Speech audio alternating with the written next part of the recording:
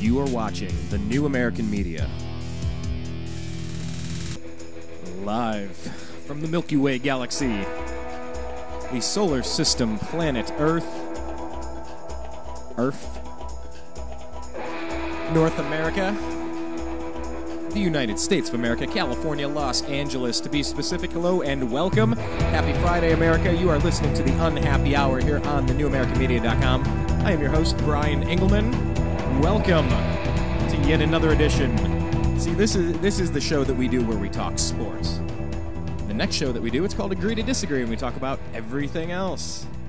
Pretty much everything else. Spirituality, finance, politics, etc. But this one we try to keep mostly related to sports. Most of the time. Of course, when Dennis Rodman's going over to North Korea, Kim Jong-un, now we have something to talk about. That's where sports kind of blends with politics. And those are the stories that I love. Always have. Always love those types of stories. Big fan of the stories that cross over. So let's just go around real quick. We're going to be talking with lifelong Cleveland sports fan and NBA scout Zak Baris in just a moment or two, but I want to go through this. The Harlem Shake, have you seen it? Have you seen the Harlem Shake? Everyone's talking about it, the Miami Heat edition of the Harlem Shake. Go take a look. Here, we're going to tweet it out right now. So go on our Twitter feed. We're at American_media_. There you go. TNAM Sports. We're sending it out. The Harlem Shake, Miami Heat edition. If you haven't seen it, go take a look. It's kind of amusing. Kind of amusing. Is it super amusing? I don't know. I don't care about the Harlem Shake, so it's only slightly. And then we also put this on our Facebook page just now as I was speaking with you. So go ahead and search The New American Media on Facebook and like our page because we like it when you do that. And also make sure that you're following us, that you're subscribed to us over on YouTube. We're at youtube.com/thenewamericanmedia. We got a whole bunch of videos up there. Really cool stuff. It's kind of like the archive of what we're doing. And, of course, our homepage is thenewamericanmedia.com. But let me just kind of bounce through to some of these real quick. Former NBA basketball star. Because I guess you could be a basketball star in your neighborhood. So he is in the NBA. Was in the NBA. Dennis Rodman. Former NBA basketball star Dennis Rodman emerged from 4 days in North Korea on Friday, calling the leader of the reclusive country, quote, an awesome kid, end quote. Rodman, known for his tattoos, this is out of Reuters, Rodman, known for his tattoos, body piercings, and flamboyance, was in North Korea to film a sports documentary and watched a basketball game alongside the country's leader, Kim Jong-un. Kim, quote, is like his grandfather and his father, who are great leaders. He is an awesome kid, very honest, and he loves his wife so much, end quote. Rodman told the Chinese government news agency, how do you pronounce that, Xinhua? Xinhua? Xinhua, before leaving the North Korean capital Pyongyang on Friday. Kim, 30, is the grandson of Kim Il-sung, who founded North Korea, and the son of Kim Jong-il. Both ruled the country with an iron fist. Kim has maintained his father's drive to secure nuclear arms for his impoverished country, with North Korea's last month conducting its third nuclear test, drawing the condemnation of world powers and the United Nations. The U.S. State Department has disavowed any connection with Rodman's trip. You know what that reminds me of? That reminds me of the Benghazi thing, where Hillary Clinton and Barack Obama, we had nothing to do with this YouTube video. Remember that YouTube video that nobody saw? Well, we had nothing to do. Who said you had something to do with it? Why does the U.S. State Department have to disavow a connection with... Who really thinks that Dennis Rodman is under the control of the U.S. government? Now, I met the man. I had the chance to meet him. I was a young tyke. It must have been, 14, maybe 15, at Caesar's Palace in the Forum Shops in Las Vegas. Very tall man. He was very polite. He was very nice. Had a minute or two conversation with him, and I lobbied him. I pitched that Dennis Rodman should join the Cleveland Cavaliers, put us over the top.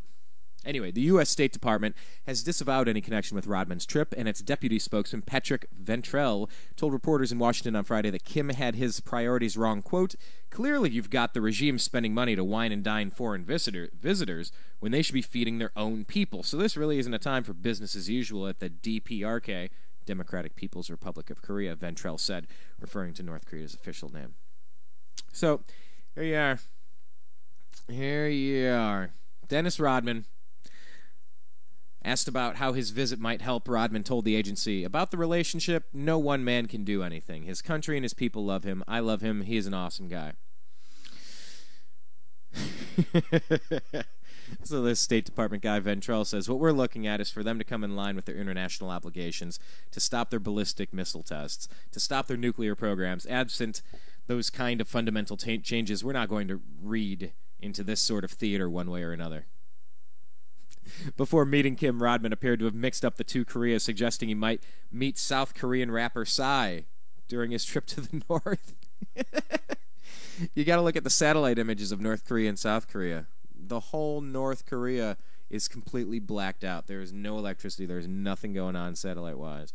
Like, they are living centuries behind where the rest of the world is at. So anyway, Dennis Rodman, according to U.S.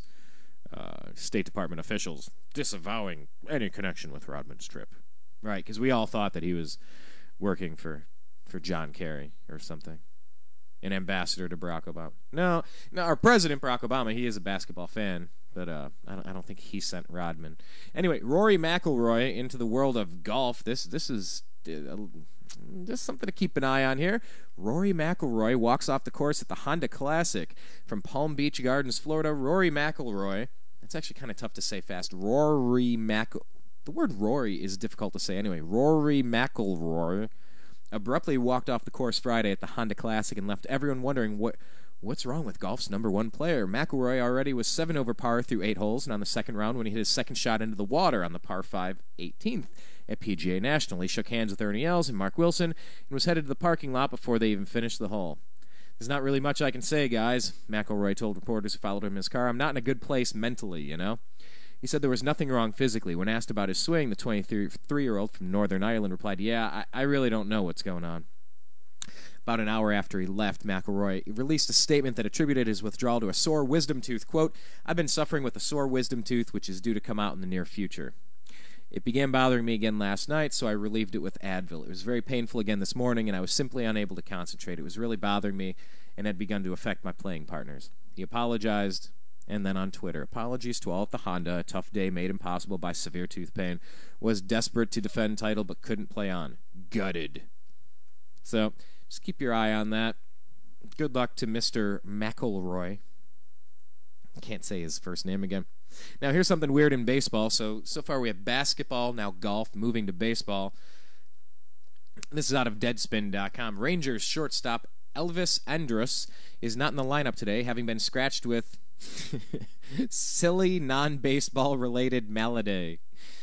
It's very common, especially in spring training. This particular incident took the form of muscle soreness caused by a giant tattoo. Andrus took advantage of yesterday's off day to get his ink done, which is a tribute to his late father. Or, on this snarky website, as one reader decided, a Venezuelan Dan Marino. Now, that is kind of funny because it does look like Dan Marino on his arm. A piece that takes hours to complete. And Andrew's bicep was apparently a little tender this morning. According to the manager, Elvis has been working hard, and having another off day isn't going to hurt him, said Rangers manager Ron Washington. He'll be ready tomorrow. Yeah. Cue the jokes. Read the comments under the stories. Read the comments under the stories. That's my favorite part of media these days. Not even the stories. It's the professional comedians. It's the humorous insight from the people underneath the stories. But here's something not so humorous. This is on Yahoo.com Sports. Yahoo Sports says say goodbye to flyovers. Due to federal budget issues, the sporting world will soon have to say goodbye to flyovers. Michelle Beadle is all right with the cut because she isn't comfortable using tax dollars to fund this, but Dave Briggs says it's a reminder of our military in front of millions of people. So they're saying that there will be no more flyovers at football games and baseball games. Well, basketball game, who cares? You got the roof closed most of the time. But once again, you got to read the comments. It says, from this commenter here, $50 billion in foreign aid per year, much of which goes to countries that hate us. That's just fine, though. Another one. May I please suggest the first 535 government employees to lay off to save money? And another one. Say goodbye to idiots in Congress, both Democrats and Republicans. The American people deserve much better. And then this person actually talks about sports here. Says Michelle Bedell, I don't know, has no idea what she's talking about. Tax dollars fund every single flight hour the military uses. Flyovers are chalked up to training and flight hour requirements for the unit doing it. The flights are going to happen anyways. They just won't happen on Sunday over a sporting event now. There will be no money saved by cutting out flyovers specifically. Kind of sounds like one of those sequestration horror stories about the sky will literally fall if you know what? The first thing that has to get cut is flyovers at football games. Oh, that's the first thing. And police and firemen and teachers and, yes, first responders. And kids. Yeah. So we're... another quote down here. But there will be drone flyovers. Okay, so anyway, keep your eyes peeled onto this story. I like the flyovers. I definitely like the flyovers. And I also like talking basketball, so we're going to bring in Zak Baris.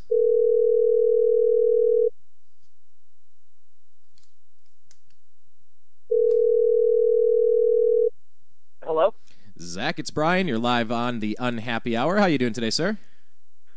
Just great. Stuck in rush hour traffic on my way home from downtown right now. So fantastic. Yeah, I do know how it is. I make these drives all the time. Well, since we have you in the car, I'll tell you what. We started the program talking about a few weird stories today. Let me just toss 4 or 5 things at you and see if you have any comment on any of them, and then we can move into some basketball. I haven't been reading the news. I haven't been on Twitter all day or any of the news things. So shoot, go for it. Dennis Rodman goes to North Korea to meet with Kim Jong-un. I heard about that a couple of days ago. And? I don't even know what to make. I mean, he's just an idiot. So that's fair enough. Yeah, that's all that story is. Hailing praises to a ruthless dictator. Sounds like something Dennis Rodman would do. So it's just Dennis Rodman for you. This is a guy who wore a wedding dress, in public. Well, meeting with a slimy dictator, they did nickname him the Worm, didn't they? Yeah, I mean, he does look like a worm. Yeah, he called North Korean the North Korean leader an awesome kid. Yeah, I don't know about that. What about Rory McIlroy pulling out of his golf tournament he was defending as the #1 player in golf because he had a sore wisdom tooth? Oh, I thought he wasn't there mentally, is what I heard. Oh, he also said that. But I think the wisdom tooth was keeping him not there mentally. And then he mentioned taking Advil, which makes me instantly think he was taking something other than that. But, I guess time will tell. I don't even like to speculate on these kind of things anymore. Usually the true story comes out eventually. So, but you know that I like trying to get you to speculate on these types of things. But a lot of times, you won't get. Sometimes I will. But for the majority of the time, I'm not even going to bother with it because. Some more information always comes out 2 or 3 days later, and then you're like, okay, now I can talk about it. Because, if you sit there and speculate and then you're completely wrong, you just sound like a moron, And I hate when that happens. I don't like sounding like an idiot in the air. So absolutely, I'll take it for what it is. Well, let's do this. Let me introduce everybody to you. I briefly mentioned that you are a lifelong Cleveland sports fan. You're an NBA scout. You are living out here on the great western coast of the greater Los Angeles area, and you can be found on Twitter at ZBaris. That's ZBARIS. So make sure everyone goes and checks you out on Twitter.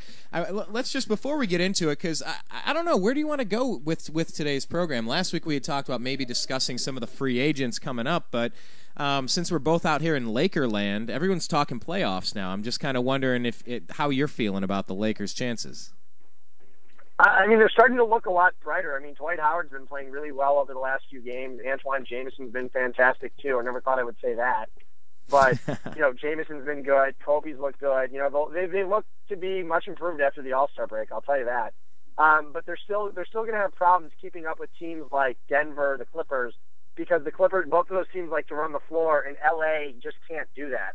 LA, it's weird because D'Antoni's the coach, but LA really doesn't, they're not running, their D'Antoni's 7-second offense, if that's what you want to call it nowadays. It's more of a 24-second offense in LA, but they have problems. They've lost the Clippers 3 times this year with an average loss, with an average margin of 13 points per game.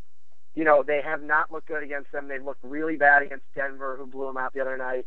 But like I said, they might be able, if they can sneak in the playoffs, I'd much rather see them than the Lakers in the playoffs. I think it'd make for a really interesting matchup. If they're the 8th seed and they're facing San Antonio as the 1 seed, I'd rather see them in there than Utah. I think it just makes for better basketball in the playoffs. Yeah, well, look, I'm a Cleveland Cavs fan, so if the Lakers get in, there's an obscure provision to one of their trades that they can swap the trade that we already have. We have the Miami draft pick, which is going to be a very low first-round draft pick, but if the Lakers probably make the around playoffs, 27. Hey, I think right now it's 27 as of today. Well, we get to move up by about 15 spots if the Lakers make the playoffs? Anywhere about 13 to 15 spots, depending on how Miami finishes the year, and they haven't lost in like a month. Yeah. Yeah, it's like the worst pick you can have. It's literally the difference between acquiring a potential starter or, great bench player to acquiring a guy who might, usually at the very end of the first round, you're selecting a guy, usually doesn't have that much of a potential, usually going to sit there and play 8 minutes a game, 10 minutes a game, nothing significant to what the Cavaliers will absolutely need. It's a difference between, like I said, a Trey Burke and getting a European guy that's going to come over in 2 or 3 years. That's what you're looking at that point. So, it makes a huge difference for the Cavaliers if they're able to go and score that 14th pick and be able to land a player like Trey Burke. Or an Alex Poitras, who could literally fall right out of the lottery at this point with the way he's been playing. But he still really does have that high potential, and that's what you're looking at right there. So the Cavaliers really, really need the Lakers to make the playoffs in that 8th seed in order for them to be successful, in the future. It just helps them out. It allows them to basically draft a guy who can be a viable bench player instead of having to go out there and sign a guy in free agency who are going to pay that $5-6 million a year for. You have a guy signed cheaply, for about 4 to 5 years, who can give you great minutes off the bench, or even, like I said, a potential starter. And that's what the Cavaliers desperately needed at this point. They could use all the help they can get. Because like I said, Ellington's a free agent, Spates is a free agent. They're going to be losing some guys. And, who knows? They could re-sign them, but with the way they've been playing, it's not going to be easy.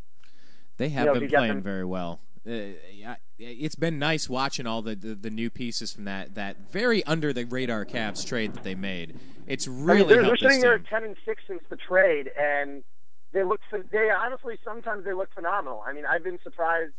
I thought Spates would be a nice addition. I thought Ellington, would be better than anything they had off the bench. And I remember still saying that on the air, that I liked the trade a lot for the Cavaliers. But, they're at the point now where they're kicking themselves out into the middle of the lottery, which is fine. They still might be able to land a player like Shabazz Muhammad at 7 or 8, which would be a nice haul for the Cavaliers, especially, in the long run, to be able to land a guy like that. Because I don't think there's much of a difference right now between the number 1 pick and the number 8 pick in talent. I really don't. And here's the thing you can do too. If the Lakers make the playoffs and the Cavs get that additional draft pick, you could package 2 draft picks to go up and get 2, 3, or 4 if someone wanted to trade. Trade you 1 player for 2 of them. There are options at that point. Exactly. It allows the Cavaliers a lot of flexibility if they're going to be picking, depending on where they're going to be picking, especially if the Lakers make the playoffs. And if the Cavaliers are able to sign Spates and Ellington cheaply this year, I don't think Spates is going to come at his $4.5 million price tag. I think he's going to opt for free agency, but I think the Cavaliers have a nice chance of re-signing him. If I were Cleveland, what I would do is I'd offer him a basically a front-loaded contract where all the money's up front, where the majority of the money's up front in the first season, because you're still not going to spend it. So if you offer him a 3-year, $24 million deal, you can offer him $15 million in the first season and then $4.5 million each for the next 2 seasons. You can do something like that. That allows them to basically make their offer, and then have Spates signed cheaply for the next 2 years. It doesn't matter. You're not going to be going over the cap this year anyway, so it doesn't really matter. And you have so much money to spend. That's why you have the ability to front-load a contract like from Maurice Spates. I think Ellington has been fantastic too. He's been in double digits, almost every game he's been at the Cavs. He's putting up some nice numbers, and he looks really good. And also the guys around him have been playing well. Deion Waiters looks really he looks really good over, especially his last 3 games. Right. And just the last month in general, Waiters has been putting up, phenomenal numbers. His PR's risen almost 3.5 points over the past month or so, and especially his last 3 games. He looks like a whole new player. He's draining his jump shot. He's been getting into the hole. He's been drawing fouls. Everything about him, just his look, look much improved. And the guy, now you're looking at this guy looking and, I viewed him as a month ago. I was talking with someone, and they said, where do you view Dion Waiters? I said, eventually, probably as a really nice quality sixth man off the bench. And now I'm looking at this guy, I go, okay, I see him as a starting two-guard for the Cavaliers in the long term. He looks really good. Looks like a nice piece for the Cavs. Especially, I'm going back at it today. I'm looking at the NBA redraft if I were doing it. Like I said, Anthony Davis still has to be the number 1 overall pick by New Orleans just because of his potential. Number 2, I think, is Damian Lillard. Will wind up being the second best player in this draft, at least because it's a point guard-driven league. And the Cavaliers didn't need Lillard. But, if you gave me Waiters or Bradley Beal, I don't know who I would take this point. I think Waiters has better athleticism, in getting to the hoop. I think Beal might be a better shooter. But, in the long run, I think I'm almost at the point where maybe I would take Waiters over Beal now long term. Well, you almost get the impression with Dion Waiters that he's going to be a late bloomer. That he's somebody that's going to come on strong, but it might take him a little bit to get there. Some people say, "Yeah, I'm a fast learner," and then other people, it's like, "You just wait till he gets his basics together." This guy has a pretty big ceiling. How much of what you've seen out of Dion Waiters, especially the past couple of games, stepping up to be that number 1 scorer on the team? How much of that do you attribute to Kyrie being on the bench, where Dion can actually kind of play the big dog for a couple of games for the first time? Well, it's allowed Dion to play the point too, and I think also, it's almost a good thing. You never like to see Kyrie Irving out, but it's allowed Sean Livingston to display his skills because everybody's been wanting to see what Sean Livingston can do. Yeah. And look what he's done. He's absolutely shined since he's been in that role of the starting point guard. He looks phenomenal. He looks like a nice quality bench piece too to the future. And just one thing, I'm pulling into my garage right now. Can you call me back in exactly 5 minutes? Yes, that'll be fine. We'll do that. That's 5 minutes. That is how things work when you do radio. Sometimes people have to park, people have to move, and we'll get back to Zach in just a second. But yeah, don't look now, everybody. But the Cavs are only about 10 games out of the playoffs. Yeah, I said it. No, I know. I'm mostly kidding at this point, but really they are about 10 games out, with Milwaukee sitting there at 500. But the Cavs are playing a little bit better basketball lately. No, I don't really think it's going to happen. It's where it's going to get interesting.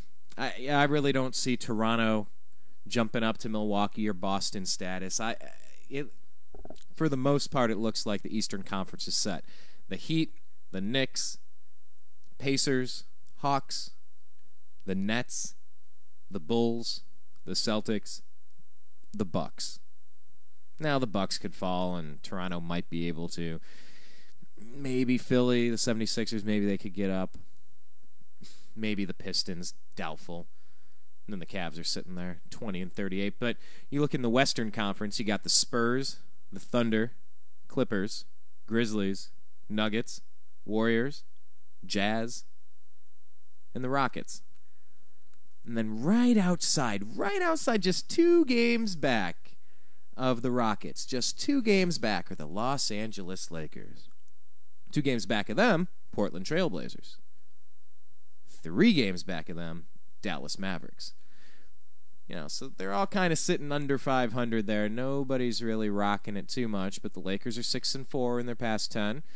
Golden State's starting to fall back a little bit. Utah has a brutal month, just a tremendously difficult schedule ahead of them. And then the Rockets. I like the Rockets' chances, really, with James Harden and what they've been doing down in Houston. If I were a gambling man, I would put my money on Houston surviving. Golden State and Utah, I don't know. They're not too many games apart. The Lakers have got to get hot and stay hot, but I could easily see the Lakers getting in here. So we'll see what happens with it. But don't forget. We'll get back. We will get back to NBA talk in just a second. But I want to tell you about this. Joe Flacco and the Ravens. Check this out. Super Bowl MVP Joe Flacco has agreed to terms with the Baltimore Ravens on a deal that's expected to make him the highest-paid quarterback in NFL history. When you think all-time quarterbacks, you think Joe Flacco. Man, tell you what, some people peak too soon. What a great experience for this guy. to become a free agent right after winning a Super Bowl. Right after having just a phenomenal season last year and winning a Super Bowl MVP honors. After knocking off the Niners by 3 points. Joe Flacco. The two sides will work on the contract language throughout the weekend, and Flacco is expected to sign the deal Monday in Baltimore. Sources told ESPN senior NFL analyst Chris Mortensen. Flacco was finishing his rookie contract last season for $6.76 million. Wow. So that's pretty huge. That is pretty huge. It would be nice to know who the Cleveland Browns are going to have under center. By the way, for the record, I just say go with Whedon. You already have him on the roster. Get better offensive line. Get a better, more experienced wide receiver. Maybe a real number one. Defense. Whatever. We already have this Wheaton guy. He's old. He's shown me a couple of things, and he's been inconsistent. You got another quarterback coach coming in. You got another head coach coming in, offensive coordinator. See what he can do. He's already on the roster. And plus, I never gave up on Colt McCoy. Yes, I'm crazy. I saw a lot of fire. I saw a lot of the intangibles in Colt McCoy. Yes, I said it, and I'm not backing down. We're going to get Zach back into the program. Joe Flacco.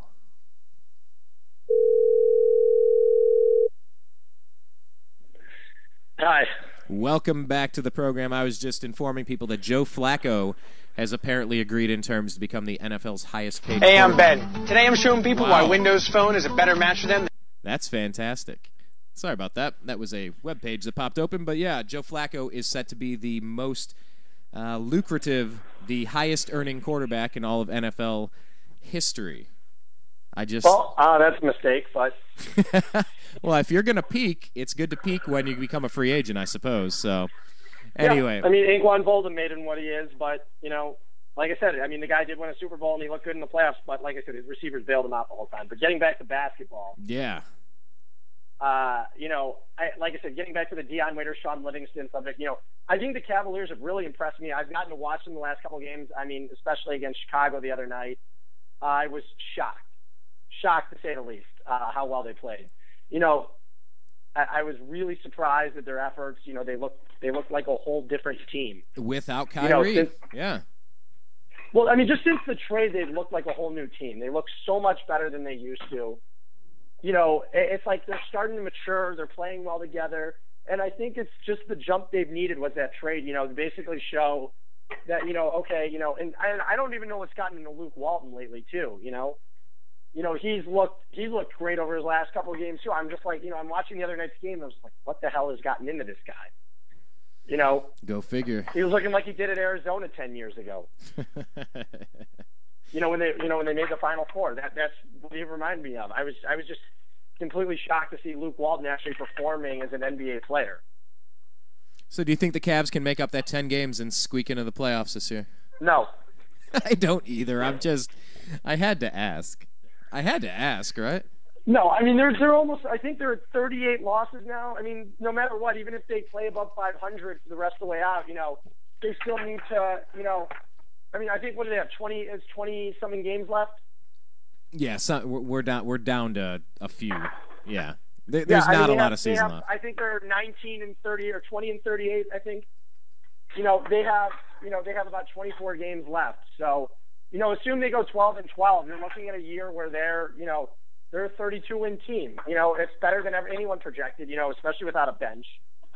And now suddenly you can look at with the improvements of Deion Waiters, and and the improvements of Kyrie Irving and everyone. And now if you piece together that bench and you go and trade for someone, you're looking at a team that should be a playoff team in a year from now. Like I said, I have a feeling the Cavaliers are going to try to make a run next year.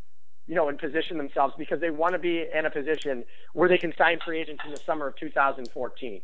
It seems like what they're ultimately positioning themselves. It seems like they are really keeping that open. I don't.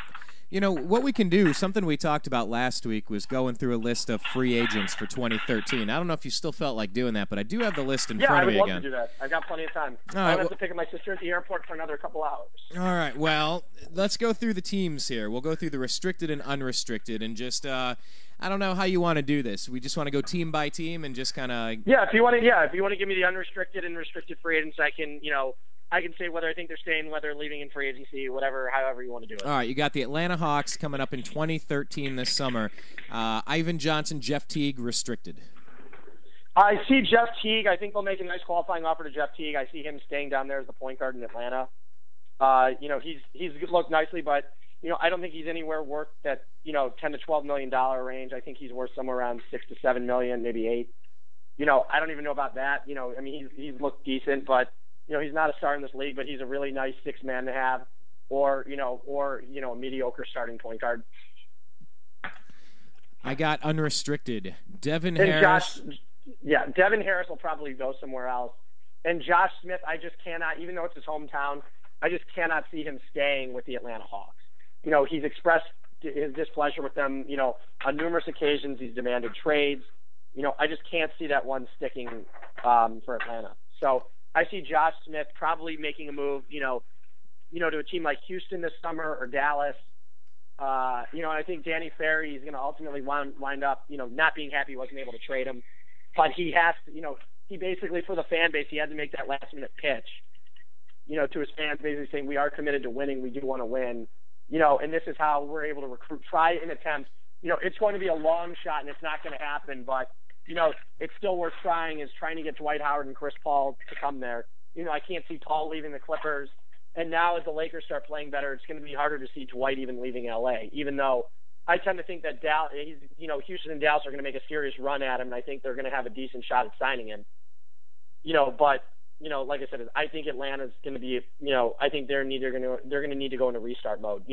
Their best bet would be if they're able to do a sign and trade for Josh Smith and send him out to Houston for a guy like Thomas Robinson, who has a load of potential. I think that would be their best bet, but Atlanta's ultimately, going to lose Josh Smith in free agency. Any chance the Cavs would be interested? I highly doubt that one. I don't think the Cavaliers are looking to pay Josh Smith, $17 million a year, nor do I think he's worth it. Yeah, he wants the max deal. That's the problem. He's a very good player, but he's not a max player. $17 million a year, though. No, he's a very good player, but he's a borderline all-star. To me, it's not worthy of a max contract. Look what it did for the Hawks. You think a team would learn, after what happened with Joe Johnson. Joe Johnson was he was a decent player, but Joe Johnson was not a max player, and look what happened to them. They were just stuck in, purgatory for all those years, if that's what you want to call it. And, they were ultimately just, they couldn't do anything because of his contract. As long as you still have Al Horford under contract, and let's say you get a guy like Thomas Robinson in a trade and you're able to pick up a draft pick or two, I'm not saying this is going to happen. I'm saying it's just a possibility. Then you're looking at a team that, could restart, and they'll have cap room to spend. They might wait another summer to try and pair someone with Al Horford. No, that might be their best bet. I would call Joe Johnson a good or very good player, not a decent He's player. A good player. He's not, he's not a game changer, and that's the problem. He's not a superstar. Yeah, he's not a game changer, and that's what a superstar is. Now I've seen him hit some last minute shots for the Nets so far this year, but he's been good. Like I said, he's a very good player. He's just not a star. Let's round out the rest of the Atlanta Hawks. You also had DeJounte Jones, Kyle Korver, Zaza Pachulia, Johan Petro, Anthony Tolliver, and Jeremy Tyler. Any interest? So their whole roster's free agents? A whole bunch.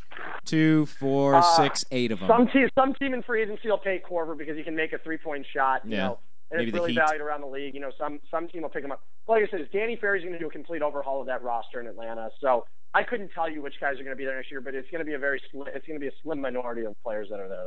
Gotcha. The Celtics only have Chris Wilcox unrestricted, no restricted. I think they'll let Chris Wilcox walk just because you have Solinger, you have some younger pieces, So I think they're going to let him walk ultimately. I mean, like I said, I don't think it's a bad move to let him walk. But just getting back to like the bigger free agents, when you talk about like the restricted free agents, on Minnesota, if you're talking about a guy like Nikola Pekovic, he's one of those guys that's going to be a big name come restricted free agency. Is he worthy of a max deal? with Minnesota, he's not because, he just isn't worth that, but he's having a great season, and some team's going to pay him a lot of money. He is a very good player, having a phenomenal season. And, he's one of those guys that's going to wind up getting big money on the free agent market and restricted free agency. Eric Bledsoe, he's still another year away from hitting restricted free agency. And I can't see LA doing anything with Bledsoe until they ultimately know what Chris Paul is doing. All right, let's do this, Zach. Let's just buzz through the teams quickly because we're starting to jump around the league, and I'll just buzz through these. The Nets have Andre Blatch, Keith Bogans, Jerry Stackhouse, C.J. Watson, unrestricted. I'd make an attempt at signing Watson, and I would make an attempt at signing, Andre Blatch, because Blatch has been very good for them too. Charlotte Bobcats, Gerald Henderson, Byron Mullins are restricted. Unrestricted, they say Ghana Diop. Wow, he's still in the league. Ben Gordon. He'd be a really nice fit for the Cavaliers as starting power forward or starting center for them next year. I'm just joking. I love it. Thank you. Charlotte just needs to completely overhaul their roster. They're one of those guys that whenever a guy hits free agency, just let him walk.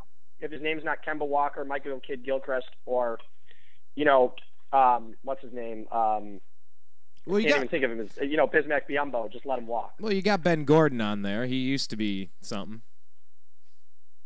Keyword is used to. Yeah, I know. All right, the Bulls. Oh, let's see. The big Marco Bellinelli. I don't even know how you say that. Bellinelli. Marco Bellinelli. There you go. Bellinelli, Daquan Cook, Nazir Mohammed, Vladimir Radmanovic. Man, they got a lot of interesting names. The Italian, the Mohammed, the Radmanovic, and Nate Robinson. Any of those names? Marco Bellinelli will be back next year. Okay. Most likely. He's had a good season. He's been really good defensively. Former Buckeye Daquan Cook. He's one of those guys, maybe there may not be. Yeah. Like I said, not a big name, just, Yeah. He's a role player. But, he is good off the bench. And then the other guys, Robinson, Radmanovic, and Mohammed. Nate Robinson has a chance of staying. Mohammed will probably retire. He's in his late 30s. And I think Radmanovic will be gone too. Cavaliers were up to Omri Caspi, Wayne Ellington are the restricted. Unrestricted, Daniel Gibson, Sean Livingston, Maurice Spates, and Luke Walton.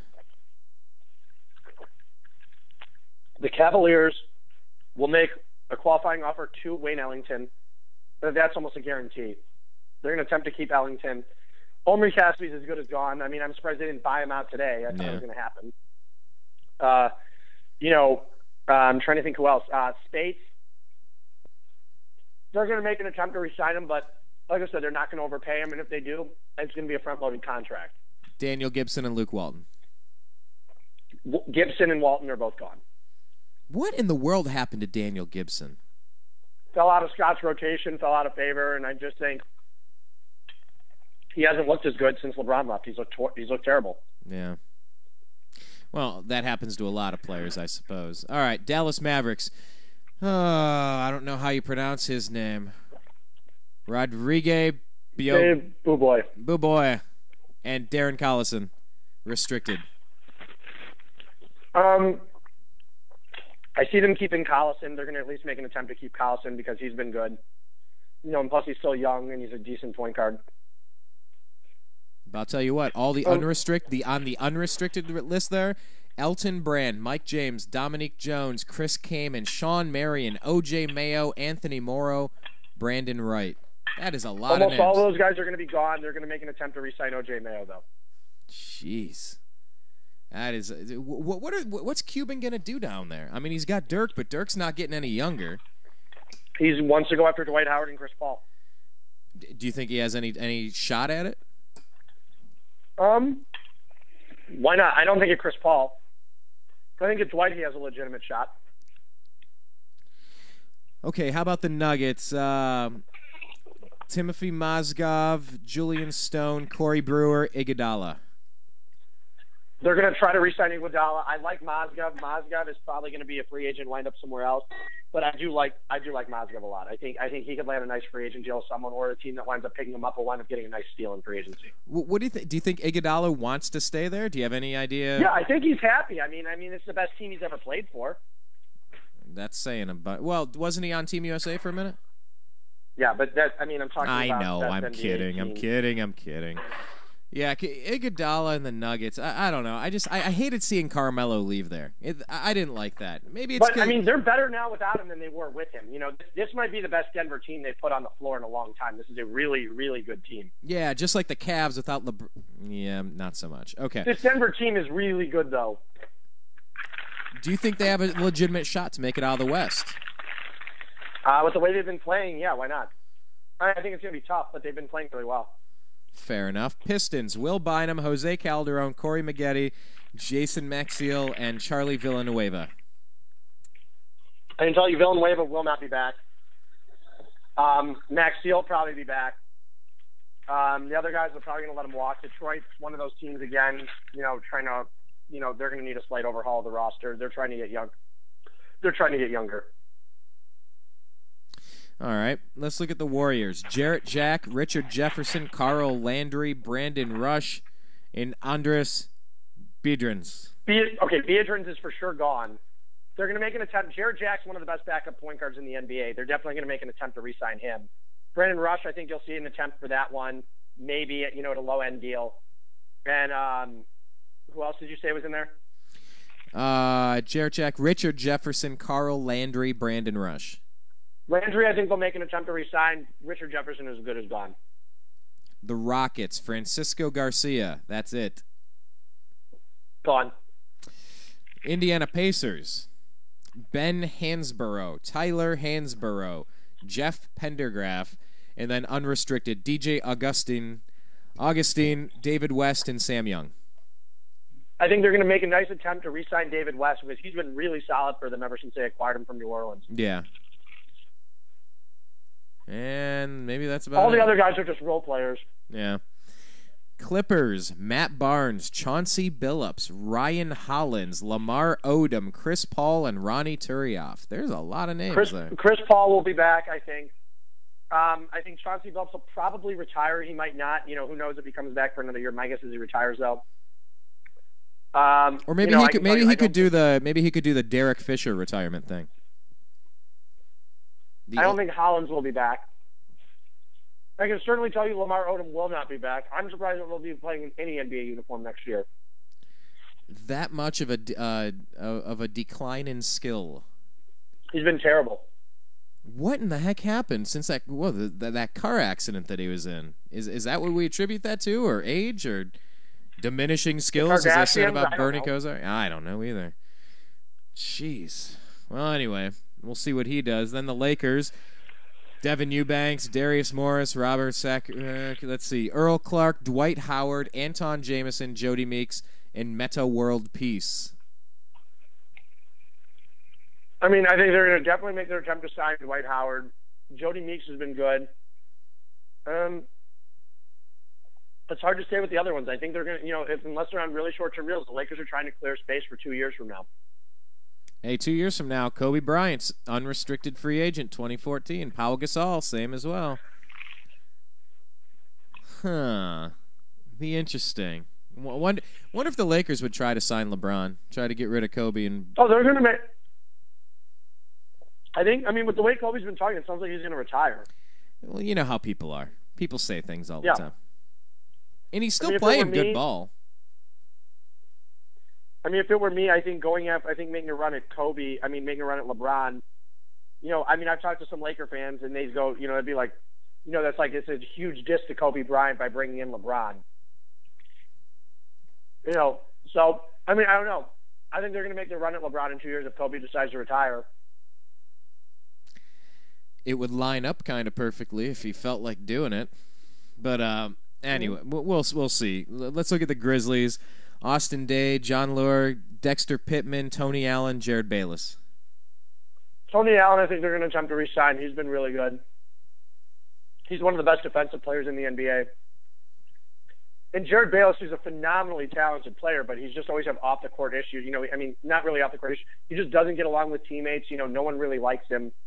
That's always been the problem with Jared. Miami Heat, Ray Allen, Chris Anderson, Mario Chalmers, James Jones, Rashard Lewis. I think they're going to make an attempt to re-sign Rashard and Ray Allen. Both have been really good pieces for them this year. Milwaukee Bucks. Brandon Jennings is restricted. And then unrestricted, Samuel Dalembert, Marquise Daniels, Mike Dunleavy, Monte Ellis, Joel, how do you pronounce it? Prisbilla, J.J. Redick. I don't know what Milwaukee's trying to do up there. I really don't. But obviously they're trying to re-sign Monte Ellis because they would have traded him in the Josh Smith deal if they really wanted, So I think they're going to attempt to re-sign Ellis. I think they're going to attempt to re-sign Jennings. I think and if they lose if they lose Ellis, I think they'll make an attempt to re-sign Redick. But I don't really know what Milwaukee's doing up there. I really don't. I couldn't tell you. Well, I don't know what their plan is. Well, did you see Monte's buzzer beater the other night? That was pretty great. I mean, Monte Ellis. I mean, he's one of those guys. He just takes so many shots. He takes a ridiculous amount of shots, and I don't know. I think Milwaukee likes him. They give up Bogut for him, but I don't know how valued he's going to be on the open market. I don't think he's worth $10 million a year. So it just depends what some desperate teams willing to pay Monte Ellis. I think it's what it's going to come down to. Timberwolves: Chase Budinger, Nikola Pekovic, Dante Cunningham, and Andre Karolinko. I think it'd be a big mistake to get rid of Pekovic. I think he's had a phenomenal season, and he looks like the future. He looks like the future center over there. He's having a great season. He's putting up all-star like numbers, and he's been one of the best centers in the Western Conference. So I think they're going to make a strong attempt to re-sign him. Well, you never know. Some other team might come in and offer more money. It's just the name of the game nowadays in the NBA. The New Orleans Hornets, are they going to become the Pelicans next year? Yeah. I'd like to see the Bobcats return to be the Hornets. I think that would be good for the NBA. Yeah, the Charlotte Hornets. That's what I want to see, and all these fans in Charlotte who want to see that too. The Pelicans, seriously. And how about the Utah Jazz could maybe give up their moniker? It could be the New Orleans Jazz. That makes sense. I don't know why that belongs in Utah, but anyway. So you've never been to Salt Lake City and been to a Jazz Fest over there? I've driven through Utah a couple of times. I did not get to spend much time there. No, I don't think they allow music over there, according to the basketball joke with Trey Parker and Matt Stone. But I digress. The New Orleans Hornets, unrestricted: Al Farouk Amino, Xavier Henry, Roger Mason Jr., and Jason Smith. I think we'll make an attempt to re-sign Smith. I think the other guys are probably gone. Knicks: Chris Copeland, Pablo. What was that? Prigioni? And then... Yeah, he's like 36. There you go. Unrestricted: J.R. Smith, Kurt Thomas, Rasheed Wallace. The only one in there worth signing is J.R. Smith. How old is he now? 32, yeah. I believe. All right. Thunder: Daniel Orton, Ronnie Brewer, Derek Fisher, Kevin Martin. They're going to make an attempt to re-sign Kmart, I'll tell you that.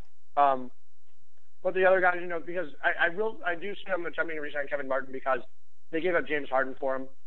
And I think they value him as a nice bench piece, as a good sixth man. But he's not going to command a lot of money on the open market like he would have 3-4 years ago. We got Hito Turkoglu, Bino Udrih, and Daquan Jones on the Magic. All free agents. Gone.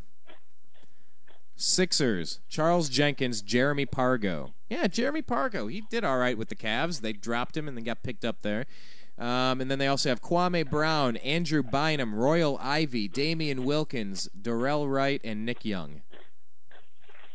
I think they're going to make their attempts to re-sign Nick Young and Andrew Bynum, but I don't know what kind of money Andrew Bynum. Bynum is the most fascinating name on the market.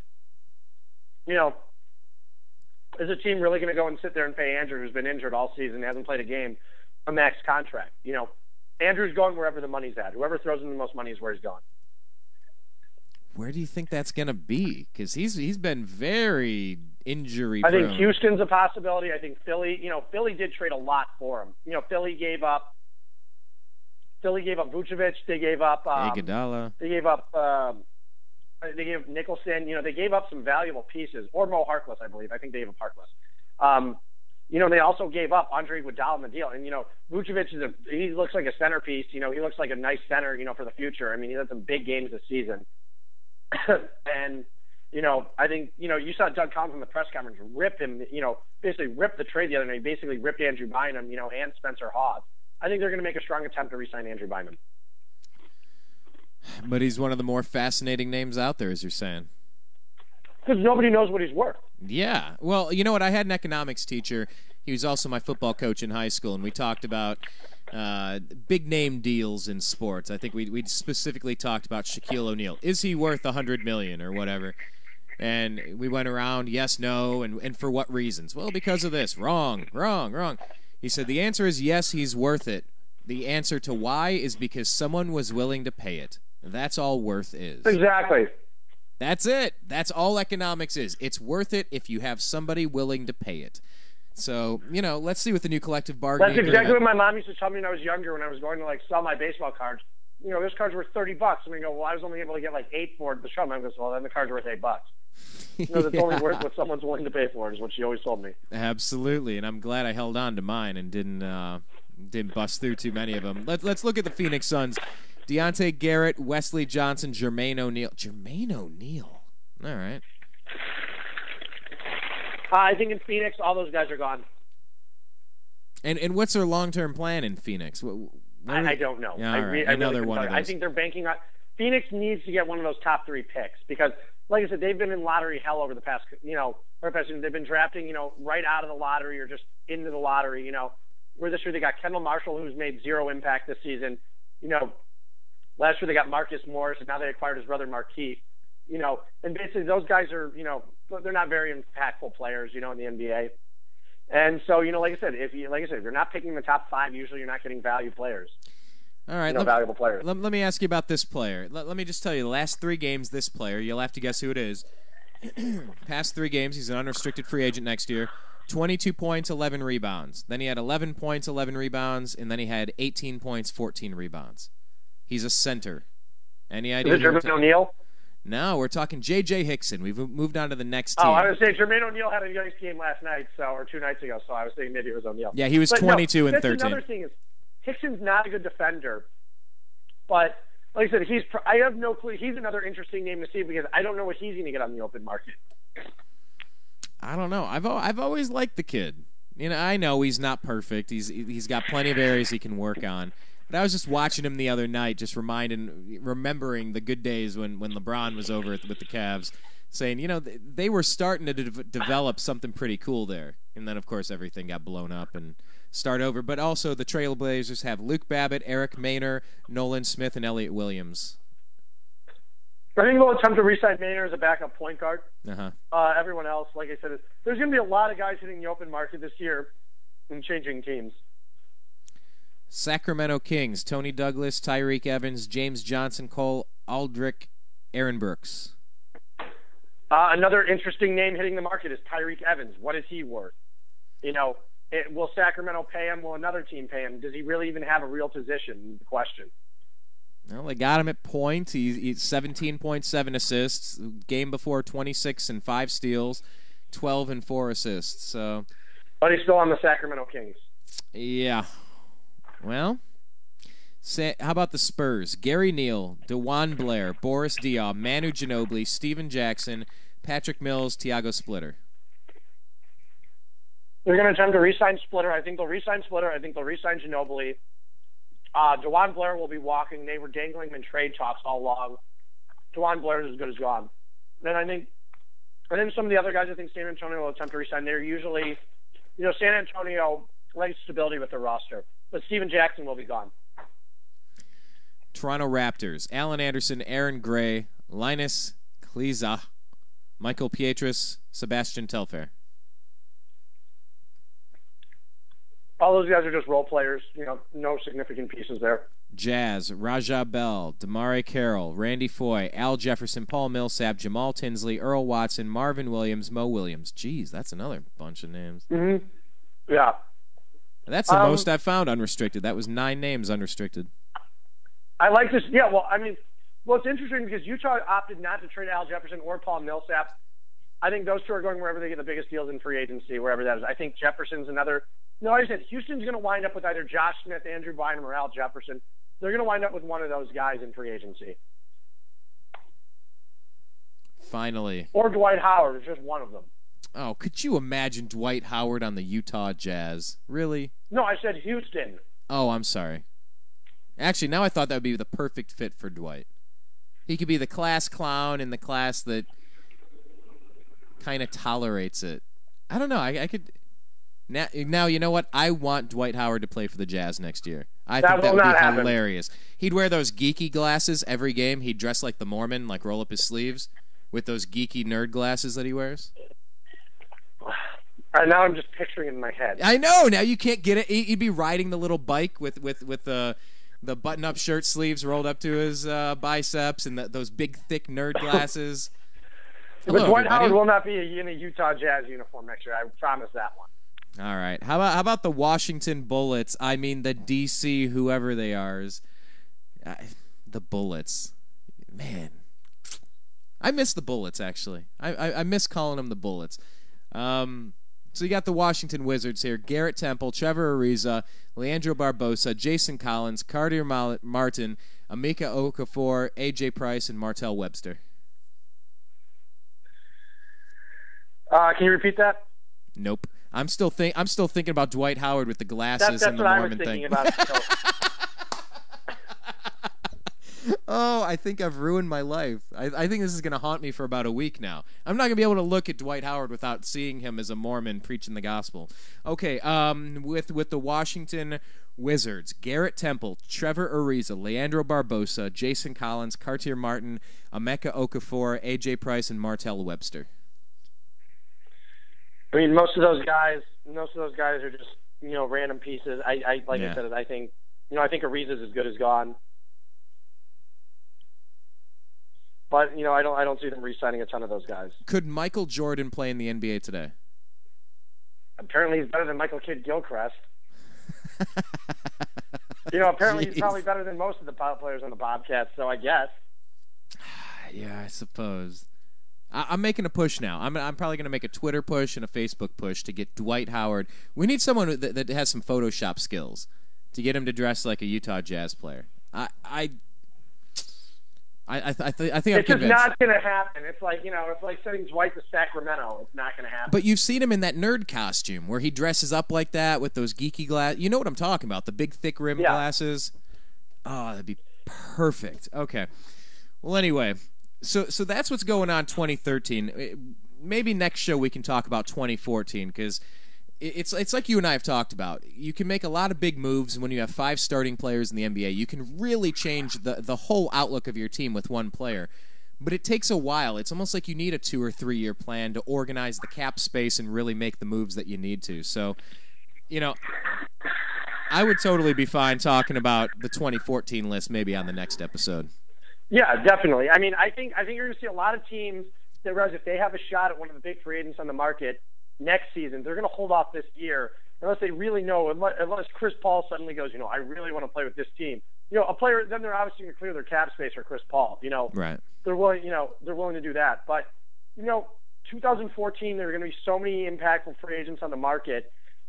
Teams are going to have a fun time just sitting there. And, like I said, it's going to wind up like 2010 all over again, where you see a couple unlucky teams wind up with nothing, where the Knicks had been preparing for this for 6-7 years now. And, what do you know? They wind up on the short end of the stick just with Amari Stoudemire. The Cavaliers, everybody thought a couple days before, okay, well, the Cavaliers, it could be Miami winds up with nothing or the Knicks wind up with nothing. And then, the Knicks weren't going to bite, and they had a feeling LeBron wasn't going to bite the bullet. So they went and signed Amari instead of trying to sign Bosh and LeBron or Wade and LeBron. Like, they just realized it wasn't going to happen, so they went and signed Amari Stoudemire a couple days before the decision. And, that's what's going to happen the next time, too. You're going to see these teams, some of these teams are just going to get completely screwed like last time. It happens. It's unfortunate and it's terrible, but, at the same time, these super teams aren't going to be in existence much longer, which is a better thing. It creates for more diversity in the NBA. Yeah, I'm not a fan. Because of the luxury tax and the repeaters tax. Yeah, I'm not a fan of the super teams. If you want the Harlem Globetrotter, I mean, look, I don't like it. I just like to see competitive balance. I mean, that's always been my philosophy. I like to see competitive balance in the NBA. Now, if you're going and drafting your own players, like kind of like how the Thunder did, okay, it's different because all those guys are young. Eventually, they're going to hit free agency, and they can't retain them all. That's what happened with James Harden. To switch sports, that's what happened with the Cleveland Indians in the early to mid-'90s when they got all of those players coming up through the farm system, the Sandy Alomars, the Kenny Loftons, the Albert Bells, the Jim Thomes, the Manny Ramirez. Yes, and they could not keep all of them. So, yeah, you make exceptions for that, but it reminds me of like when I was playing in high school football. We'd play all these Catholic teams that were recruiting from players in Michigan, players in Pennsylvania, players in West Virginia, and it's like we're playing a college team in high school. You guys are recruiting all over the place. It's not really competitively balanced when you're essentially going up against a different kind of super team. It just didn't seem right, Exactly. And, that's the problem nowadays. There's so many teams in the NBA that are so bad. And it's just like, nobody wants to watch when the Sacramento Kings face a team like, Milwaukee. It's just like, there's no competitive balance. And, that's the problem. There's so many bad teams in the league and so few good teams. It's unfortunate to see that sometimes. So you like to see some kind of balance. Well, we'll see how it plays out. I think maybe next week we'll do this because we're going to start getting closer toward the end of the regular season. We'll see if the Lakers have gained any ground, see if we have everything wrapped up here, and then maybe talk about the 2014 free agent list at that point. That sound like a plan, Zach? Yeah, sounds great. Well, I want to thank you again for jumping on and talking with us. Have fun this evening. We shall connect soon. And once again, Zach is a NBA scout, lifelong Cleveland sports fan. You can follow him on Twitter. He's at Baris. That's ZBARIS.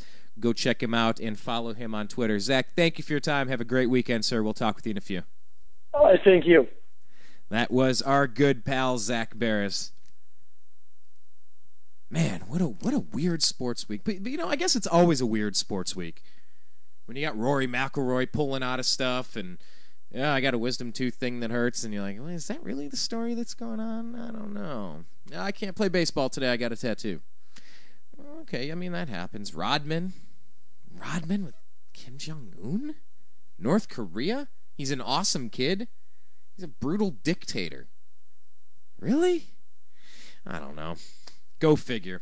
Well, I'll tell you what. We're going to take a quick break. Definite thanks to Zach. We love talking NBA this time of year because really we're pre-baseball. We're pre-NFL draft. We're pre-March Madness.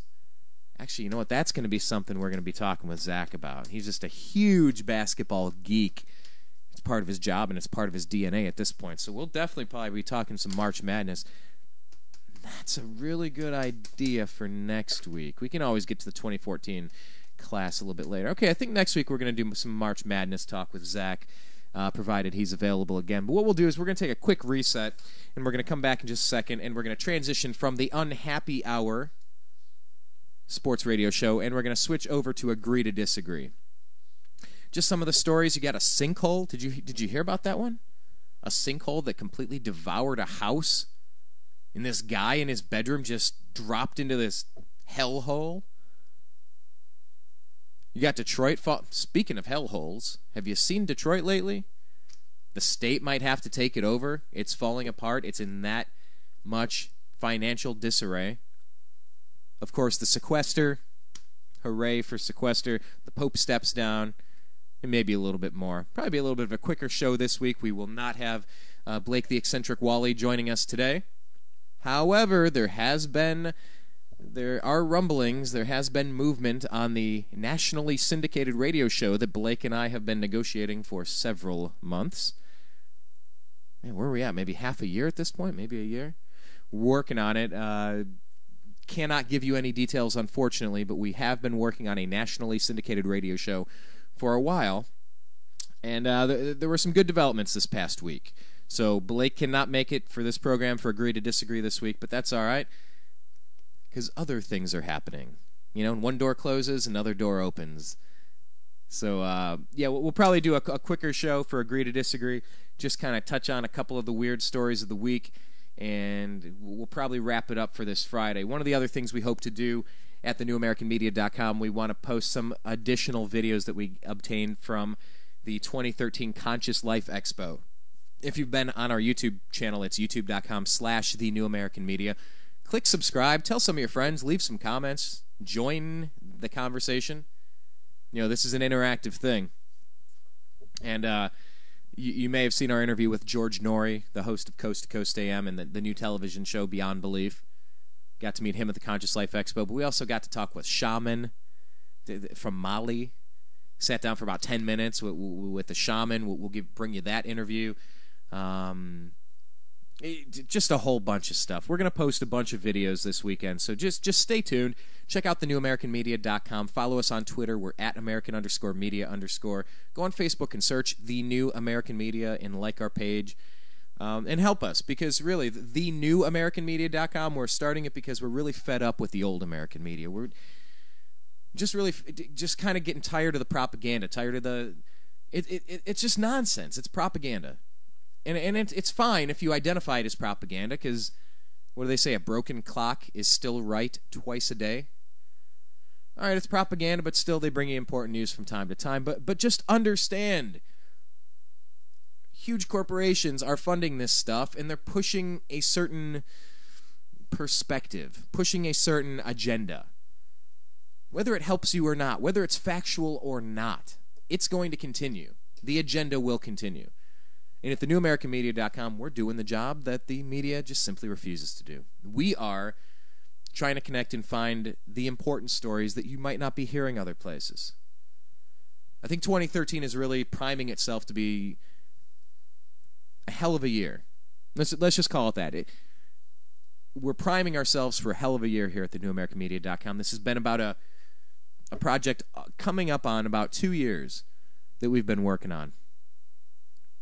And there have been growing pains. There have been challenging moments, but we're really starting to round out a bit of our roster. There are regular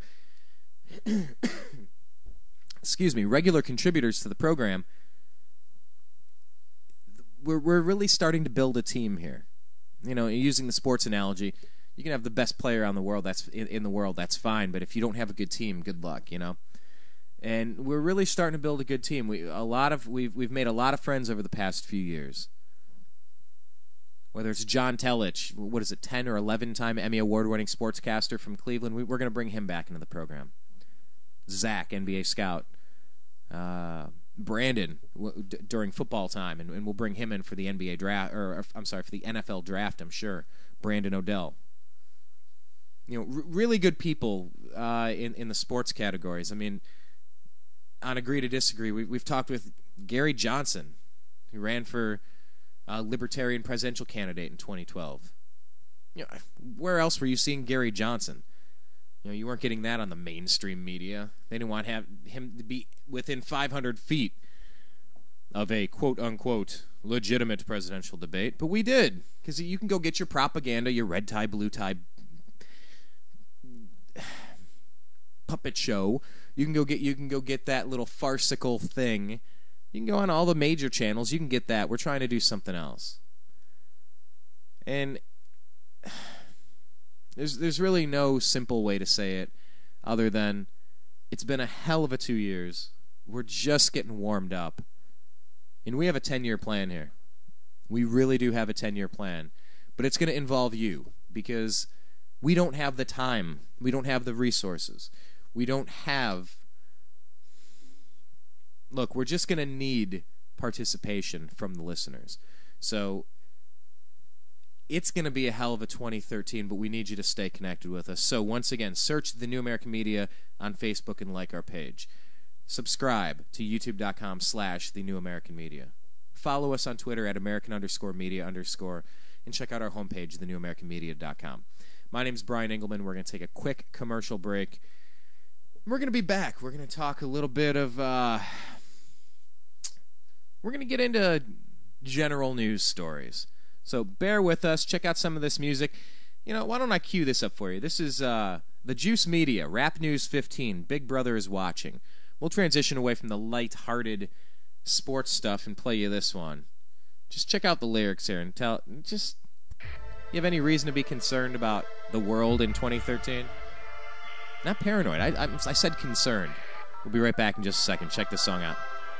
Welcome back, netizens, to this newest edition in Juice Media series of rap news journalism with me, Robert Foster. This evening we're actively delving in depth to facts which affect all of us who dwell on this internet, and we've got to give a special welcome to all the ladies and agents from the NSA, ASIO, MI5. Glad you're listening in, because today's show is all about surveillance and how it's spreading from the streets into our modems. As we speak, laws are being tacitly written in to implement ways of controlling the expanse of this internet to keep us safe, we're told. But from whom? And will this place ever be the same if these plans go through? To find out, we connect with our first guest to comment on the matter. We're live at the Panopticon with General Baxter. General? Son? Good to have you back again with us. Explain why the state is spying on us. My fellow Oceanians, as you know, we've always been at war with Eurasia. Or is it East Asia? Either way, it's war and we need division to wage it. But now the proles are connecting online, bypassing these illusory divisions of race, religion, and nationality. Sounds grand to me. It's a catastrophe. Centuries of hard work are being undone, profits are vanishing, and it's due to the internet. It's empowering humanity. We need to get this snafu under control rapidly. How? Behold the latest weapon in the war of terror. Our greatest invention since 9/11. Guaranteed to keep us free and safe forever. I give you the surveillance state, ladies and generals.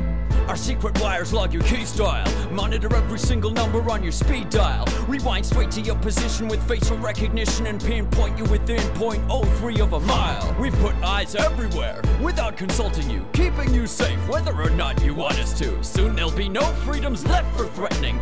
Then we'll have won the war. Take that, terrorism. Brilliant. Thank you, General. We now interview our resident guru, Terrence Moonseed, for a different view. Greetings. How does this situation look? I have one word for you, Robert. Double plus on good. The world populace of 7.4 billion are all headed in the direction of Orwellian totalitarian oblivion. My voice is horse yelling about stellar winds, cold chilling them and trap wire weaving through the world wide web we all dwelling in. Face it, the all-seeing eyes in all of our Facebooks like a virus, and in these iPhones with Siri, or should I say Iris. Next in line is RFID devices and mind chips triggered by chemtrails the plague spray the sky with. This time it's too far. Check out the base they're building in Utah, where they'll be storing all your data for over a century. It's FUBAR. And under the outback is an entire tunnel of wires, an echelon base called Pine Gap to hijack our mother Gaia. Hey, maybe your mother's gayer. Boo-hoo. Why didn't you just kill yourself like most of your troops do? That's it. Now you're on the cast iron list. Hang on, General. Why weren't we informed about this? Sorry we didn't tell you about our grand plan before. It was meant to be a surprise, under wraps and in store. But some spoil sports had to go and ruin it for all by blowing whistles in spite of the damn law. Bill, Benny, and Thomas Drake are trailblazers for leaking these tactics. Hey, civil liberty activists, this is all legal. Anything we do now actually is. How did... You can't question my authority thanks to this. And that shit's global, people. In Australia, it's now legal for the government to store all SMSs, searches, and emails. Australians, it's taking place under your nose. Unless you wake up, all your data are belong to ASIO. Come on, everyone knows. You can trust the government now. If you've got nothing to hide, you've got nothing to worry about. That might be the case with things that are happening now, because most people agree with most of the laws that are being handed down. But once the Illuminati reveal their agenda for you, this surveillance will enforce laws you no longer consent to. But by then it'll be too late to protest too, and anything you've ever said, typed, or browsed can or will be used against you. I'm confused. So what should we do then? What should we do? Nothing. This is all an illusion. It's just a ride, a delusion, the Matrix, the Maya deceiving us. Oh, you hippies really make our job so much easier. Sorry to interrupt, but we're picking up a signal from beyond the space-time continuum. Quick, switch on the Juice channeling portal. Wait, is that George Orwell? Good day to you. Wow, what do we owe this honor to? I tried to warn you noobs, but I see you are actually fools, or else you thought this was an instruction manual. Yes, so can you advise us? What would you have us do? An open and universal internet is the most effective tool you have to address the issues that afflict the world at hand. Therefore, protecting it is the most essential task that stands before your generation. I think I understand. Hush, man. You must not lose the internet. Heed this mantra. Who controls the internet controls the data. And who controls the data controls the future. We're losing you. I leave you with a tool to use. An onion? Don't be simple, Robert. This is but a simile. It stands for Tor. Tor? Google it. It's for anonymity. This onion router open network helps considerably against tyranny, but its abilities only work if all you use it consistently. And even if you don't use it, run it so its force swells. Thanks, Mr. Orwell. From now on, call me George Torwell. If we'd had such tools when I wrote this, well, it would have been so much simpler to tell Big Brother to go f*** himself. The mother... sucking piece of shit. Thanks, George Torwell, for manifesting direct from this memory hole of history to impress on us these messages. We're told we need safety, which is precious, yes, but can a society that can enforce all its laws ever progress? Hindsight shows that many figures guilty of thought crime turned out to be luminaries and heroes before their time. But if a surveillance state had reigned then in this form and design, just think of all the progress we may have all been denied. Could lobbies for women's or gay rights have appeared and thrived? Would revolutionary ideals have materialized? Would science have pioneered or even survived if every word had been monitored by thought police and spies? Big Brother brings chilling effects, freezing our collective hopes. He doesn't protect our safety, but protects the status quo and threatens this internet, the one channel yet uncontrolled, whose openness we are now called upon to effect and uphold.